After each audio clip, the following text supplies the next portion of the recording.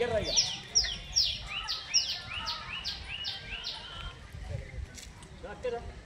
జర బిజీగా ఉన్నాను.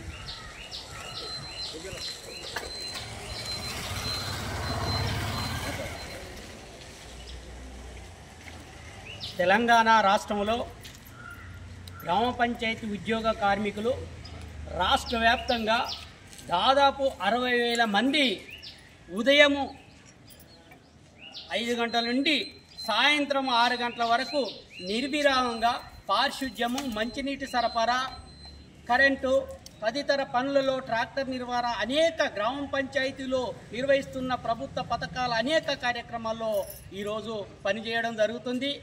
కానీ గత ప్రభుత్వము పోయిన తర్వాత ఈ ప్రభుత్వం ఏర్పడిన నాటి నుంచి గ్రామ పంచాయతీ ఉద్యోగులకు నెల నెల వేతనాలు రావడంలో జాప్యం జరుగుతుంది. ఎంపీ ఎన్నికల నాటి నుంచి ఏదైతే యూనియన్గా రాష్ట్ర ప్రభుత్వాన్ని మనం అడిగినప్పుడే తప్ప గ్రాంట్ పెడుతుంది తప్ప తదుపరి వేతనాలను ఇవ్వని పరిస్థితి ఉంది. ఇప్పటికీ దాదాపు 6 నెలలు, దాదాపు ఇప్పటి యూతల 3 నెలలు పెండింగ్ వేతనాలు ఉన్నాయి. మీకు తెలుసు, రాష్ట్రంలో గ్రామ పంచాయతీ ఉద్యోగ కార్మికులు చాలా పేదవారు, పస్తులుండేవారు. ఎక్కువ శాతం 90% దళిత బలుగు బలహీన వర్గాలకు చెందిన గిరిజనులు. పారిశుధ్యం కనుక చేయకపోతే ఈరోజు గ్రామాలలో ఎలా ఉంటుందో కూడా తెలుసు. ఇవాళ అధికారులకు తెలుసు, ప్రజాప్రతినిధులకు తెలుసు, అందరికీ తెలుసు. కానీ ఇవాళ పస్తులుండే పరిస్థితి ఉంది. ఒక నెల నాడు జీతం వస్తేనే తప్ప కుటుంబాలు గడవని పరిస్థితి ఉంది. అధికారులకు కానీ ప్రభుత్వ ఉద్యోగులకు కానీ అందరికీ కూడా వేతనాలు వచ్చి ఇవాళ గ్రామ పంచాయతీ కార్మికులకు వేతనాల పరిస్థితి ఉంది. గతంలో అనేక ప్రభుత్వాలను చూసినాం. ఇప్పటికీ ఏ ప్రభుత్వాలైనా కూడా ఇవాళ గ్రామ పంచాయతీ కార్మికులను హామీల ద్వారా మోసం చేసింది తప్ప న్యాయం చేసిన పరిస్థితి లేదు. కనీస వేతనాలు లేదు. గత ప్రభుత్వం తీసుకొచ్చింది 51 జీవో తీసుకొచ్చి మల్టీపర్పస్ వర్కర్ విధానం తీసుకొచ్చింది. అంటే మేమేమన్నా కట్టు బానిసలమా? మేము బానిసలాగా ఎట్టి సాయకరి చేయాలా? ఏ శాఖలో లేనటువంటి విధానాన్ని ఈ శాఖలోనే తీసుకొచ్చి మల్టీపర్పస్ వర్కర్ విధానంతో అన్ని పనులు చేయాలన్నప్పుడు ఇలా రాష్ట్రంలో అనేక జిల్లాలో దాదాపు 200 పైచిలుకు కార్మికులు ట్రాక్టర్ మరణాలు అయితేంది, కరెంటు మరణాలు అయితేంది చనిపోవడం జరిగింది. ఆ కుటుంబాలు వీధిన పడ్డాయి.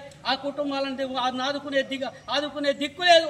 ఇవాళ ఆకలి చావులు వచ్చాయి. పెండింగ్ వేతనాల మీద కామారెడ్డి అయితేంది, ఖమ్మం అయితేంది, తర్వాత సూర్యాపేట అయితేంది, అనేక జిల్లాలో ఇవాళ ఆకలి చావులతోటి వేతనాల పరిస్థితి రాకపోతే చనిపోయిన పరిస్థితి ఉంది. మేము అడుగుతున్నాం, వేతనాలు ప్రతి నెల ఇవ్వాలని అడుగుతున్నాం.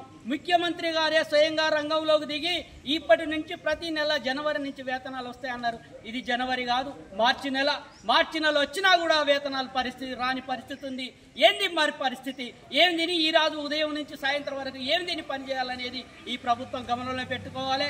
దాదాపు రాష్ట్రంలో కారోబార్, బిల్ కలెక్టర్, స్వీపర్స్, ఎలక్ట్రీషియన్స్ అనేక పాత విభాగాల్లో పనిచేస్తున్నారు.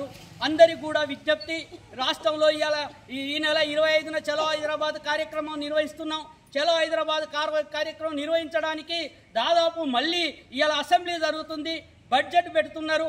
అసెంబ్లీ మళ్ళీ 6 నెలల కాలంలో మళ్ళా అసెంబ్లీ పెట్టే పరిస్థితి ఉంటుంది.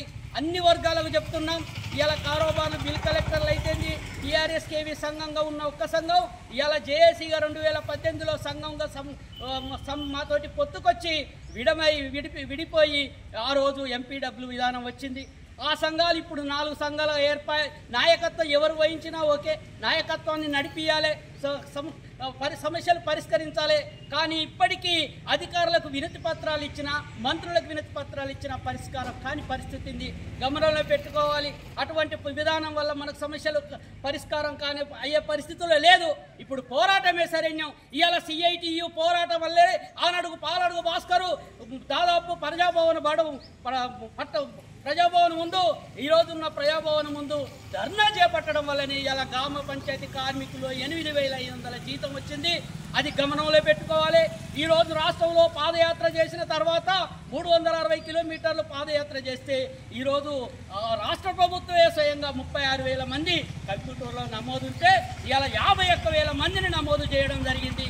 అంటే గ్రామ పంచాయతీ కార్మికులకు నియమిస్తే పేరు మీద ఆర్డర్ ఉండకపోయేది, ఎటువంటి విధానం ఉండకపోయేది.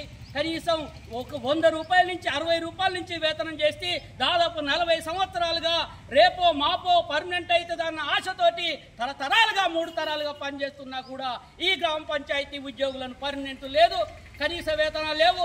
రాష్ట్ర ప్రభుత్వాన్ని హెచ్చరిక చేస్తున్నాం, ఈ బడ్జెట్లో వేతనాలను ప్రతి నెల వచ్చే విధంగా చేయాలి. మల్టీపర్పస్ వర్కర్ విధానానికి కూడా నిర్ణయం చేయాలి. ఎందుకంటే మేము బానిసలం కాదు కాబట్టి ఎవరి కేటగిరీ వాళ్ళకి ఇవ్వండి, పనులు చేయించుకోండి, వేతనాలు ఇవ్వండి అనే విధానంతో ఇలా ఉద్యోగ భద్రత కల్పించాలంతో చలో హైదరాబాద్ నిర్వహిస్తున్నాం. కార్మిక నాయకులు ఎవరైనా కూడా కార్మికంలో గ్రామ పంచాయతీలో పనిచేస్తున్న వారందరూ సమానమే. వారి హక్కుల కోసమే మనం తిప్పలు పడుతున్నాం. అది గమనం పెట్టుకొని రేపు 25 నాడు చలో హైదరాబాద్ కార్యక్రమంలో దాదాపు 30,000 మంది పైచీలకు కనుక ఇందిరా పార్క్ నడిబొడ్డున కనుక మనం ఉంటే మన సమస్యలు పరిష్కారం అవుతాయి. కాబట్టి ఆలోచన దిశగా కారోబార్లు కానీ, బిల్ కలెక్టర్లు కానీ, సిబ్బంది కానీ అందరూ కూడా తరలి రావాలని, మన సమస్యను పరిష్కరించుకోవాలని. కాబట్టి ఈ విధంగానే పోతే వేతనాలు వచ్చే పరిస్థితి కూడా లేదు. కాబట్టి CITU అనుబంధంగా మనం పిలుపునిచ్చాం. ఆ పిలుపును విజయవంతం చేయాల్సిందిగా కోరుతూ ఇట్లు చాగంటి వెంకటయ్య, యూనియన్ రాష్ట్ర ప్రధాన కార్యదర్శి.